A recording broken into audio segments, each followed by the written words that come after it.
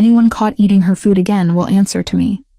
The order echoed through the Bellini mansion with such force that every conversation stopped.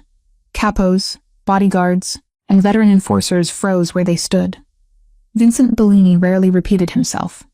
His cold eyes swept across the room. What kind of operation makes armed men sneak into a kitchen like thieves? Silence, until one scarred veteran lowered his head. "Boss, we'd rather skip meals than stop eating Mrs. Bellini's cooking."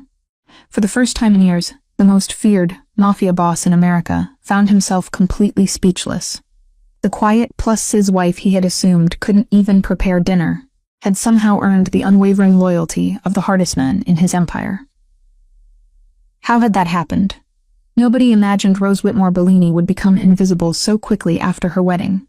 When she first stepped through the towering iron gates of the Bellini estate, she carried only 2 suitcases. One held her clothes. The other contained dozens of weathered notebooks tied carefully with faded blue ribbons. Inside those notebooks lived generations of family recipes. Every page was covered with handwritten notes from her late grandfather. "Never cook to impress people. Cook so they feel remembered." Those words had shaped her entire life. As a little girl, Rose had spent countless afternoons standing beside her grandfather in a warm country kitchen. He never measured ingredients with scales. Instead, he measured emotions. "This soup," he would say, "needs another 5 minutes because your grandmother had a difficult day. The bread isn't finished yet.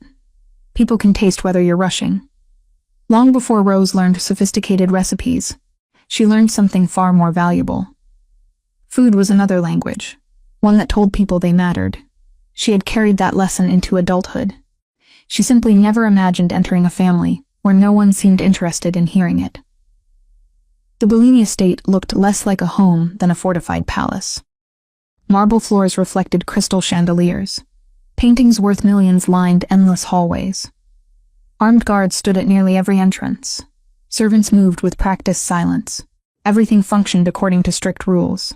Everything except warmth. Rose noticed it almost immediately. People greeted one another politely. No one truly smiled.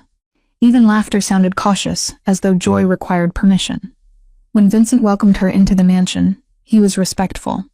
He never raised his voice, never insulted her, never treated her crew, but neither did he invite her into his world.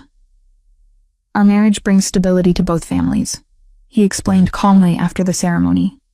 "I hope you'll be comfortable here." Comfortable? Not happy, not loved, not needed. The distinction lingered in Rose's mind. She understood their marriage had begun as an alliance rather than a romance. She didn't expect fairy tales.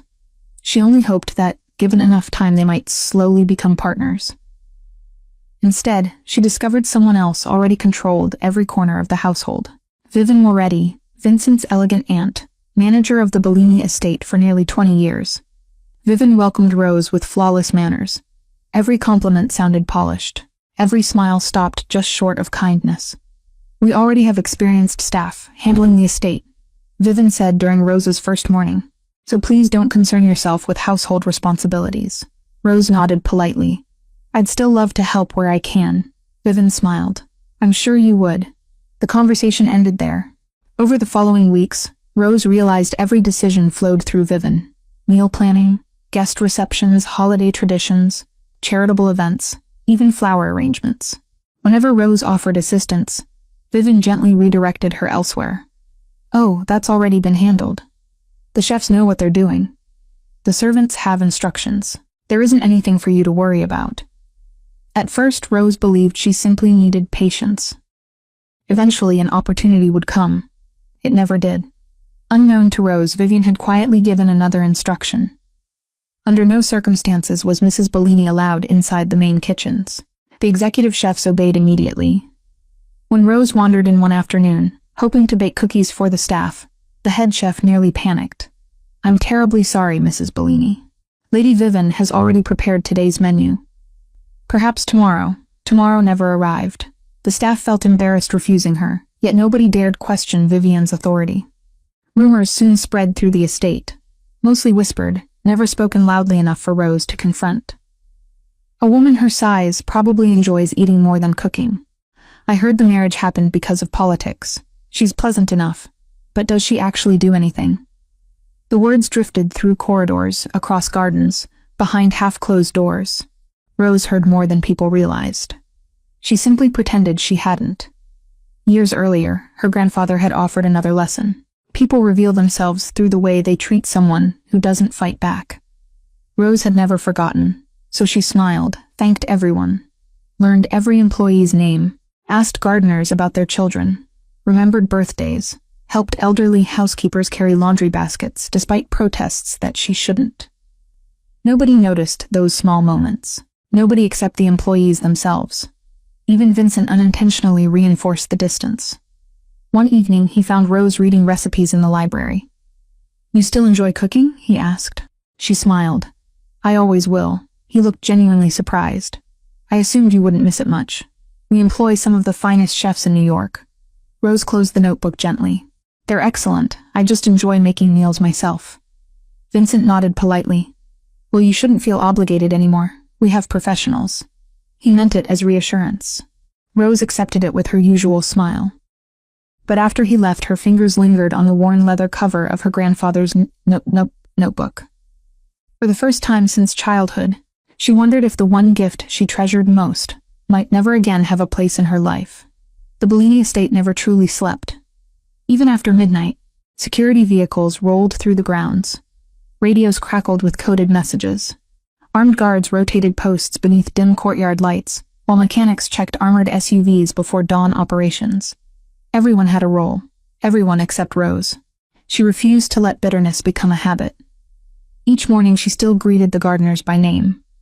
She learned which maid secretly sent half her salary to care for an aging father.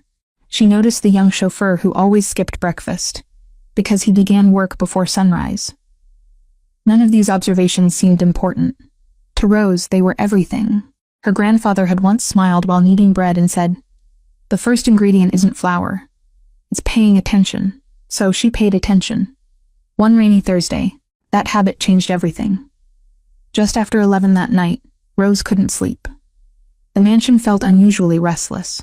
Headlights flashed beyond her bedroom window as several black SUVs rolled through the front gates. A dangerous operation had apparently ended. She wandered downstairs, hoping to make herself a cup of tea.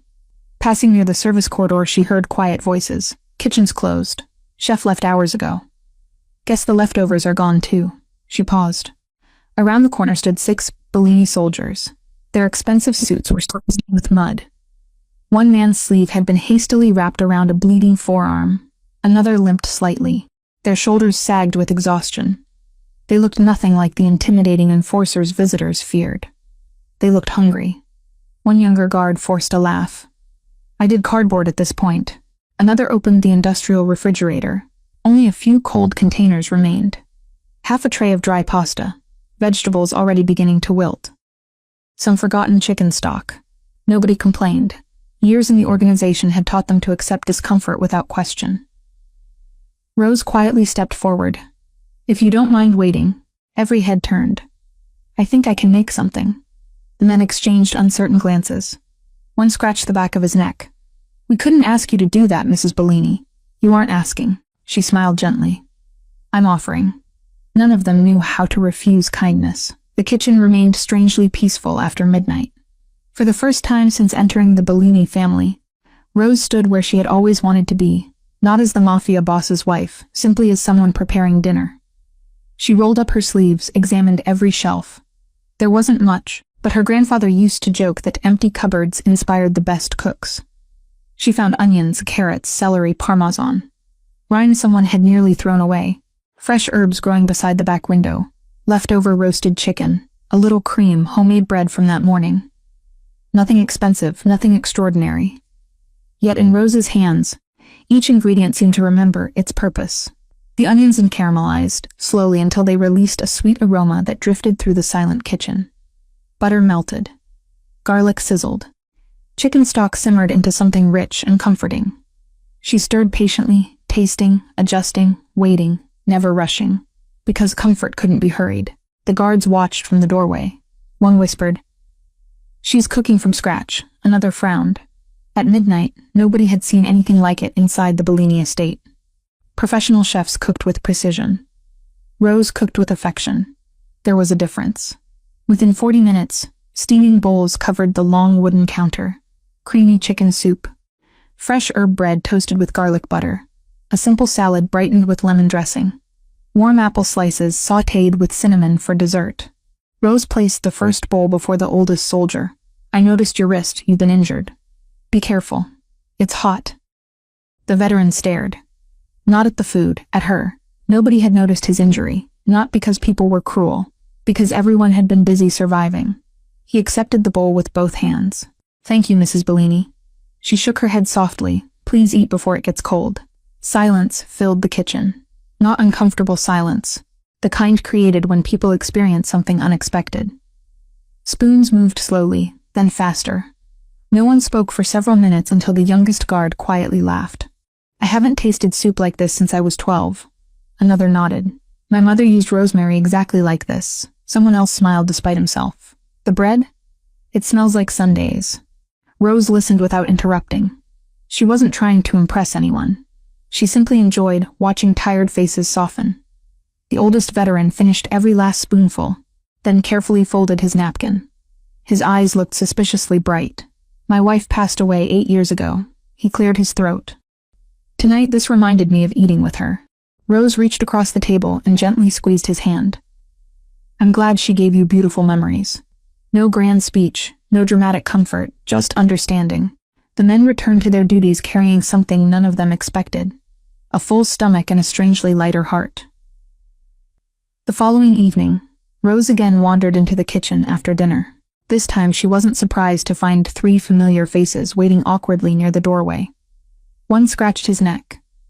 "We were wondering if you happened to be cooking again." Rose smiled. "I was just about to begin." The next night 6 men appeared. Then 10. Word spread without anyone intending it to. Drivers who worked 16-hour shifts. Mechanics covered in engine grease. Gardeners finishing before sunrise. Junior capos buried beneath endless responsibilities. Bodyguards returning from dangerous assignments. They arrived quietly, never demanding, never expecting, simply hoping. Rose never prepared extravagant feasts. She remembered preferences instead. Extra pepper for Marco, because old injuries dulled his taste. Less salt for Anthony, after learning about his blood pressure. Vegetarian pasta for one accountant, whose daughter had convinced him to stop eating meat. Chocolate pudding on birthdays. Apple pie when someone quietly mentioned missing home. Every detail mattered because every person mattered. One evening, a nervous young recruit apologized. "I'm probably taking someone else's portion." Rose looked genuinely confused. "I made enough for everyone." He hesitated. "But I'm just a recruit." She handed him another slice of warm bread at this table. "You're simply someone who's had a long day." The words traveled through the Bellini organization, faster than any rumor. Not because the meals were luxurious, because someone inside the mansion finally treated rank as less important than humanity. Soon the soldiers developed their own quiet routine. After finishing assignments, they would check whether the small side kitchen light remained on. If it glowed beneath the window, Mrs. Bellini was cooking. And somehow, no matter how difficult the day had been, everything felt manageable for another night. The changes began so quietly that no one could identify the exact moment the Bellini estate started feeling different. No new rules had been announced. No meetings had been held. No speeches had been given. The only difference was that every evening, long after the mansion's formal dining room had closed, a warm light continued glowing from the small service kitchen near the east courtyard, and people kept finding reasons to pass by. At first the gatherings remained small. 6 soldiers, then 10, then 15. Rose never invited anyone. She simply cooked enough for whoever arrived. Some nights she made hearty beef stew that simmered for hours. Other evenings she baked her roasted chicken with buttery mashed potatoes. On colder nights, enormous pots of tomato soup filled the kitchen with aromas that drifted through nearby hallways. The menu changed constantly, the feeling never did. No matter what appeared on the table, everyone left feeling lighter than when they arrived. Rose possessed an unusual gift. She remembered people, not just their names, their stories. When Marco entered one evening, rubbing his shoulder, she quietly placed a heating pad beside his bowl before he even sat down, the old injury acting up again. Marco blinked. "I never told you that. You did 3 weeks ago.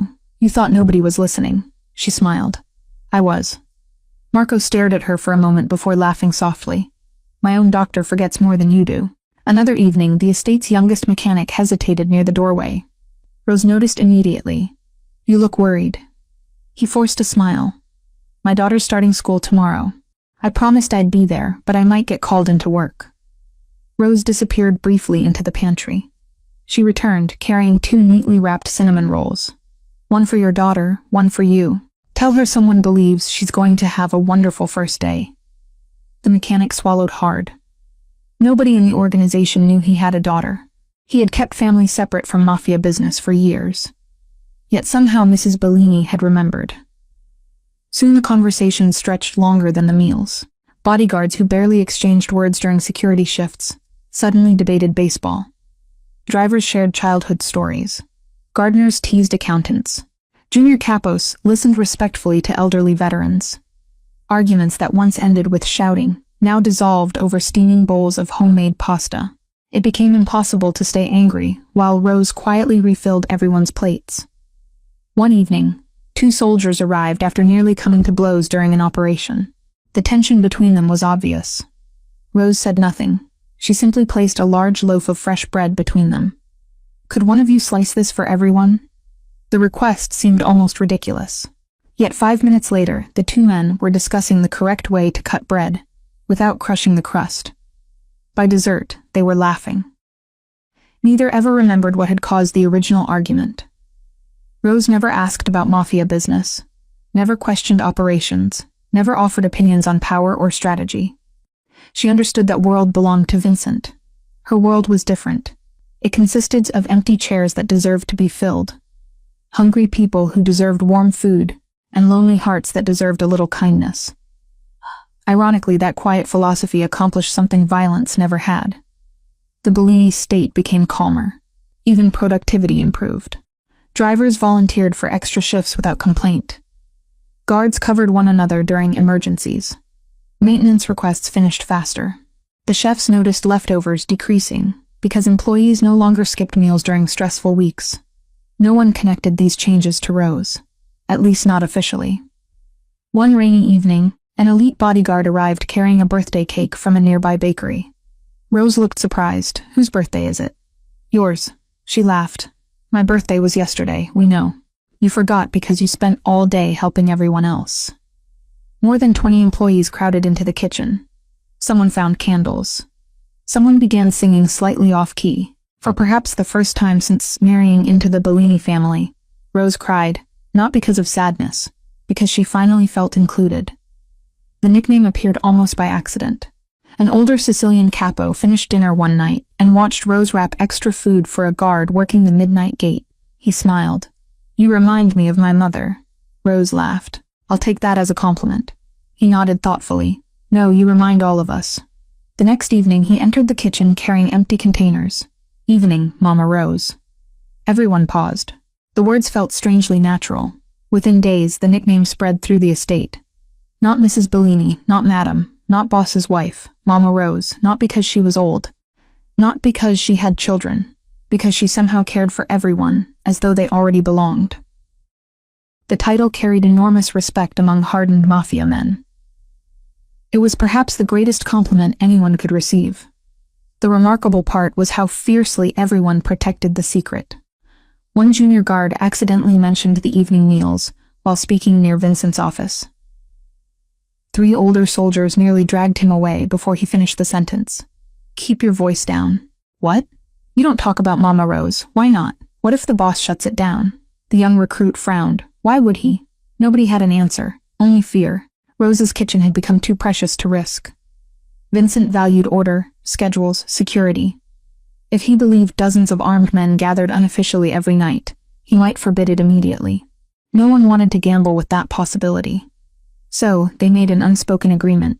Protect Mama Rose. Protect the kitchen. Protect the only place inside the estate that still felt like home.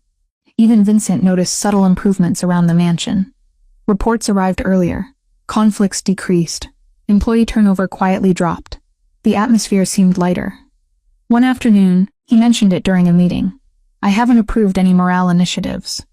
His chief financial officer shook his head. No, boss. Then why does everyone seem happier lately? The room became strangely quiet. Several capos exchanged nervous glances. One cleared his throat. We've all adjusted. Vincent accepted the explanation. He had larger concerns demanding his attention. Expanding territories, negotiating alliances, avoiding a potential conflict with a rival family. He never suspected that the strongest force improving his organization wasn't strategy. It wasn't fear. It wasn't money.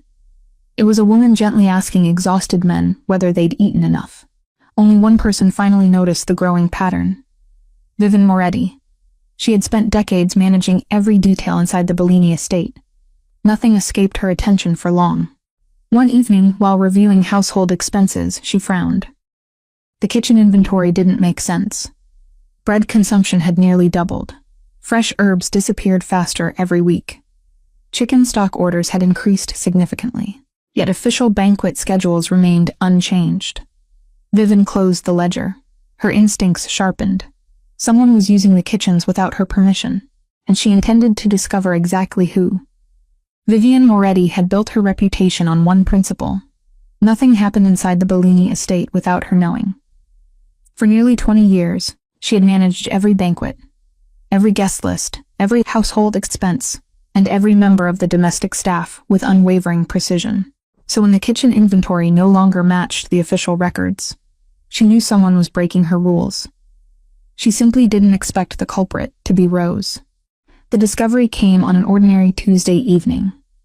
Vivian followed a young pantry assistant carrying 2 baskets of fresh bread toward the old service wing.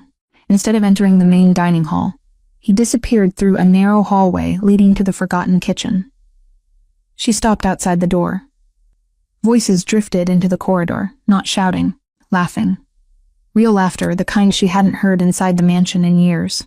Vivian slowly pushed the door open. The sight before her froze her in place. Nearly 30 people filled the small kitchen. Drivers, mechanics, gardeners, bodyguards, junior capos, even 2 senior enforcers whose names were known throughout New York. They sat shoulder to shoulder around mismatched tables. No rank, no hierarchy, no fear. Only warm food and relaxed conversation. At the center stood Rose, her sleeves rolled up. A faint streak of flour rested on one cheek. She was serving homemade lasagna while asking one soldier how his mother's surgery had gone. Another thanked her for remembering his son's graduation. Someone else proudly showed pictures of a newborn granddaughter. Rose celebrated every story as though each one belonged to her own family. For several long seconds, nobody noticed Vivian standing in the doorway. Then silence swept across the room. Every chair scraped against the floor. The soldiers rose instinctively, not because Vivian had earned that respect, because they feared what she might do next. Vivian's expression hardened. So this is where our missing food has been going. Nobody answered. She looked directly at Rose. I specifically instructed the staff that the Bellini kitchens were not to become a public cafeteria. Rose calmly placed the serving spoon onto the counter. I'm sorry. I didn't intend to create a problem. A problem? Vivian laughed coldly. You've turned the boss's residence into a servant's dining hall. The words hung heavily in the room. Several soldiers lowered their heads, not out of shame for themselves, out of shame for Rose. One veteran stepped forward. Lady Vivian, we asked Mrs. Bellini to cook. Vivian cut him off immediately. I wasn't speaking to you. Her attention returned to Rose. A Bellini wife hosts dignitaries. She represents power. She does not spend evenings feeding guards. Rose answered softly. They were hungry. Vivian's smile became even thinner. That isn't your responsibility. No, Rose admitted. It wasn't. I simply thought someone should care. For the briefest moment, even Vivian had no reply. Then pride returned. Kindness without dignity becomes servitude.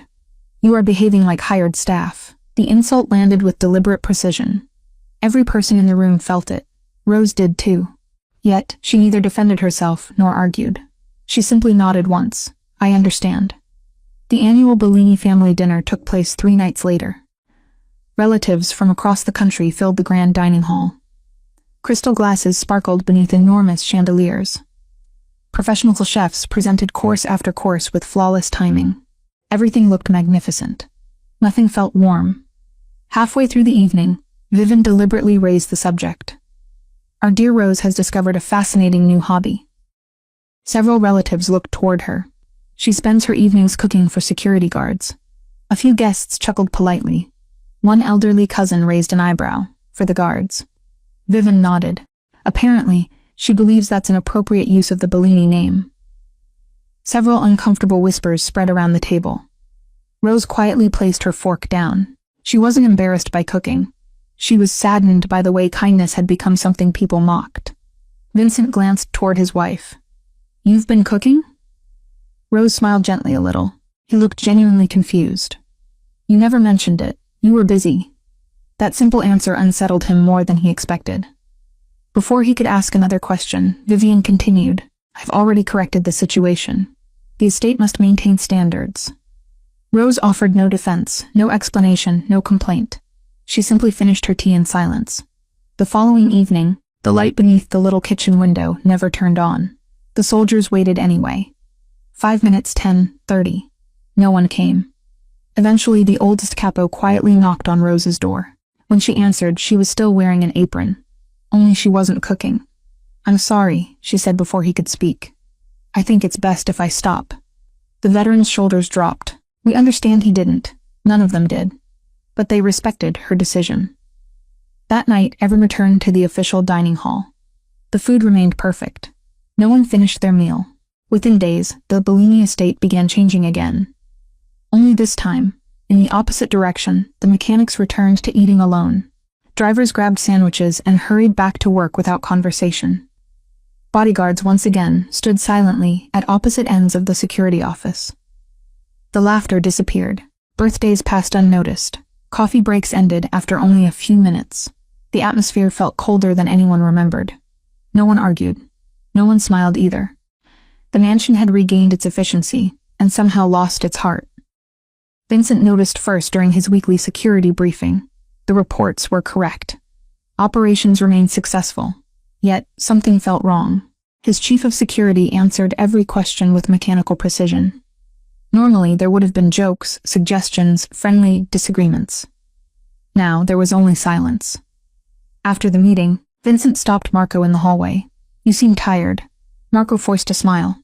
"I'm fine, boss. You've said 3 words in the last hour." Marco looked away. We're just working." Vincent frowned. That wasn't an answer. Over the next several days, he observed more changes. The gardeners no longer sang while trimming the hedges. Kitchen staff hurried through their work with unusual tension. Even the estate dogs wandered toward the dark service kitchen each evening, before eventually lying down outside its locked door. One night, Vincent passed the corridor himself. He noticed the small kitchen sitting in complete darkness. For reasons he couldn't explain, the empty room bothered him. Finally, during a late-night patrol review, he overheard 2 young recruits speaking quietly. "I miss Mama Rose." "So do I." "You think she'll ever cook again?" "I don't know. I just know this place doesn't feel like home anymore." Vincent stopped walking. The recruits immediately straightened. Neither realized their boss had heard every word. Vincent spoke calmly. "Who is Mama Rose?" Neither man answered. Fear spread across both faces. Vincent had commanded armies, negotiated with politicians, broken rival organizations. Yet somehow, 2 hardened recruits looked more and frightened by that simple question than by any battlefield they had ever entered. At that moment, Vincent realized there was an entire part of his own household that he had never truly seen. Vincent Bellini had built his empire by learning one lesson before all others.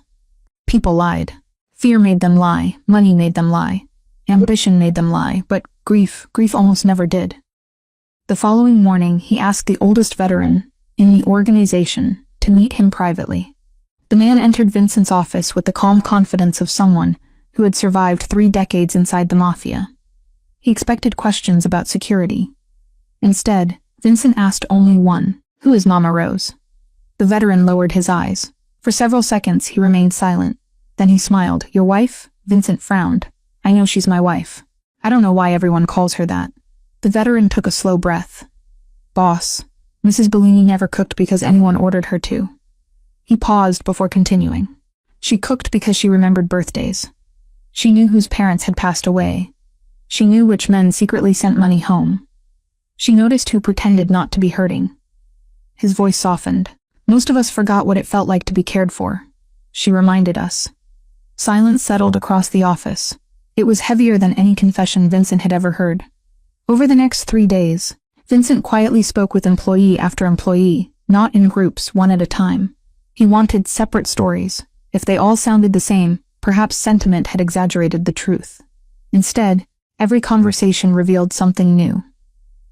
Marco remembered arriving home after emergency surgery to find homemade soup waiting at his door, with a handwritten note that simply read, "Recovery counts as work too."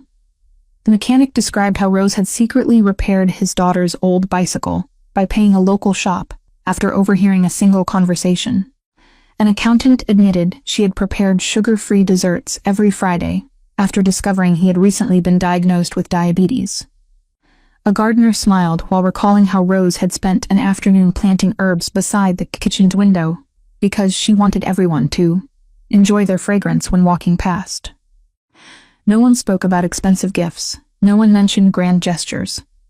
Every story involved something small, something thoughtful, something deeply personal. Each ended exactly the same way. She never wanted recognition. Vincent leaned back in his chair after the final conversation. For years, he had believed loyalty could be purchased through generous salaries, maintained through discipline, protected through fear. Yet his wife had inspired something entirely different. People followed Vincent because they respected his strength. They loved Rose because she saw their humanity. For the first time since inheriting the Bellini syndicate, Vincent realized that there was a form of leadership he had never understood. That realization arrived only days before the Bellini family anniversary banquet. The celebration was the largest gathering of the year. Capos traveled from every region. Business allies filled the ballroom. Politicians, judges, community leaders, every important figure connected to the Bellini family attended. Rose almost declined the invitation. She no longer felt she belonged. But Vincent personally asked her to join him. His voice carried unusual warmth. "It would mean a great deal to me." She smiled gently. Of course, the ballroom shimmered beneath crystal chandeliers. An orchestra played softly, while servers carried silver trays between elegant tables. Everything reflected prestige. Everything reflected power. Rose wore a simple deep blue gown. She never tried to outshine anyone. Even so, many employees smiled the moment they saw her. Some nodded almost imperceptibly. Others simply looked relieved she had come. Vivian noticed every glance. Her irritation quietly returned. As dessert was served, she rose to address the room. "Before tonight concludes," she announced elegantly, "I'd like to thank everyone who continues preserving the traditions that made the Bellini name respected." Polite applause followed. Then, her eyes drifted toward Rose. Of course, good intentions alone are never enough. A great family is built through dignity, not by serving meals to guards. A few uneasy chuckles echoed through the hall. Most people remained silent. Rose lowered her eyes. She had grown accustomed to Vivian's criticism. She expected Vincent to remain silent as he always had. Instead, his chair moved slowly. The sound echoed throughout the ballroom. Vincent Bellini stood. Every conversation stopped. He rarely spoke without purpose. When he finally did, his voice remained calm. "I have one question." He looked across the enormous hall. "Everyone who has ever been cared for by my wife, please stand for a heartbeat." Nothing happened. Then Marco rose. Beside him stood the elderly veteran. A mechanic followed, then another. Drivers, gardeners, housekeepers, kitchen assistants, bodyguards, junior capos, senior capos, family advisors, even several respected allies who quietly admitted Rose had once comforted them after difficult meetings. Chair after chair slid backward. The movement spread across the ballroom like a rising tide. Within seconds, nearly the entire room stood. Only one chair remained occupied. Vivian's. She looked around in stunned disbelief, not because people obeyed Vincent, because they would have stood even if he had never asked. Rose covered her mouth. Tears filled her eyes. She hadn't realized anyone remembered. Vincent walked across the ballroom until he stood before his wife. Without speaking, he gently took her hand. His expression carried no embarrassment, only admiration. "I believed power held this empire together." He looked around the room. "I was wrong." His gaze returned to Rose. "You accomplished something I never could. You earned loyalty without fear. You built trust without demanding it. You gave this family something money cannot buy." His voice softened. "You gave us a home. The ballroom erupted into applause. Not polite applause, heartfelt applause. Heartfelt applause. Someone near the back spoke the words everyone had hidden for months. Mama Rose. Another voice repeated them. Then another. Within moments, the entire ballroom echoed with the same title. Mama Rose, Mama Rose, Mama Rose. It was not a joke, it was not a nickname. It was the highest honor those hardened men knew how to give. Rose smiled through tears. For the first time since entering the Bellini family, she finally believed she belonged there. In the weeks that followed, change came naturally. Vivian requested a private meeting with Rose. There were no witnesses, no audience, only two women seated across from one another. I judged you by appearances, Vivian admitted quietly. I believed strength looked a certain way. She lowered her head. I was mistaken. Rose reached across the table and gently squeezed her hand. We all learned differently. No anger, no revenge, only grace. Within a month, Vivian stepped away from managing the estate, recommending younger staff members continue her work with greater openness than she herself had shown. Vincent made changes of his own. An unused wing of the mansion was transformed into a permanent family dining hall, not a luxurious banquet room. A welcoming place filled with long wooden tables, warm lighting, and an open kitchen where anyone from the newest recruit to the oldest capo could share a meal together. Rose insisted the doors remain open to everyone. Vincent never argued. He had learned that some decisions belonged to the true heart of the household. Several months later, a nervous young recruit entered the dining hall for the first time. He watched battle-hardened veterans laughing over homemade bread, while Rose moved between tables, carrying bowls of steaming soup. Confused, he whispered to an older capo. Why does everyone smile whenever Mrs. Bellini walks in? The capo looked toward Vincent, who was quietly helping Rose carry fresh dishes to the table. Then he smiled. Boss Vincent built the strongest empire in America. He nodded toward Rose, but Mrs. Bellini built the family that keeps it standing. Vincent overheard every word. Without hesitation, he wrapped one arm proudly around his wife's shoulders. Then loud enough for everyone nearby to hear, he said, "And that's why every empire needs a queen." The room filled with warm laughter. Rose looked around the table. Soldiers, servants, advisors, friends, family. People who once shared nothing except fear now shared stories, meals, birthdays, and hope. Her grandfather had been right all along. Every great meal began by making people feel seen.